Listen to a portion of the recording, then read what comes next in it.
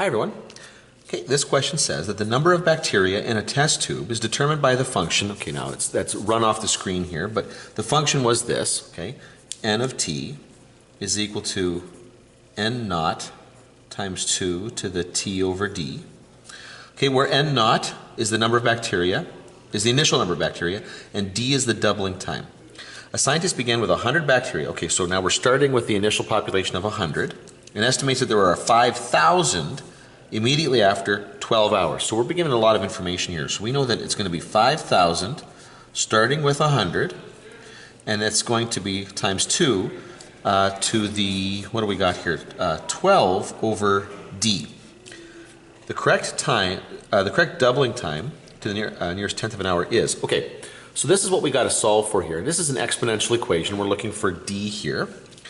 So the very first thing I got to do is isolate the power. Now, you can't multiply that 100 by the 2. Okay, you can't, because this is not just 2, it's 2 to the 12 over d. It's not a nice thing here that you can multiply by 100. So I got to bring that over. But 5,000 divided by 100, okay, that's easy. It's going to be just 50.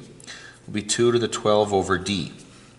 Now, as with a logarithmic equation, same thing with an exponential equation, the first thing that I got to do here is get rid of that exponential piece. I got to get that d out of there. And so what I'm going to do here is I'm going to take the log of both sides.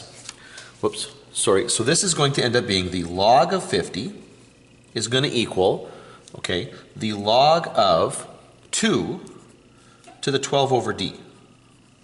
Now that's getting close to the end here. I'm going to slide this over because now this is my focal point.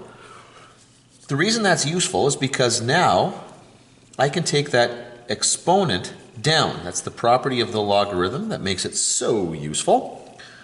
I will multiply across by the d, because the d is in the denominator, and then I'll divide by the log of 50. So d is going to equal 12 log of 2 divided by the log of 50. Now I can plug that into my calculator. Okay, so I have 12 log of 2, and we're using the common log here, log of 2 divided by the log of 50. And I'm getting my answer, now to the nearest tenth is 2.1. That's what they were looking for here. So my answer for D is approximately 2.1.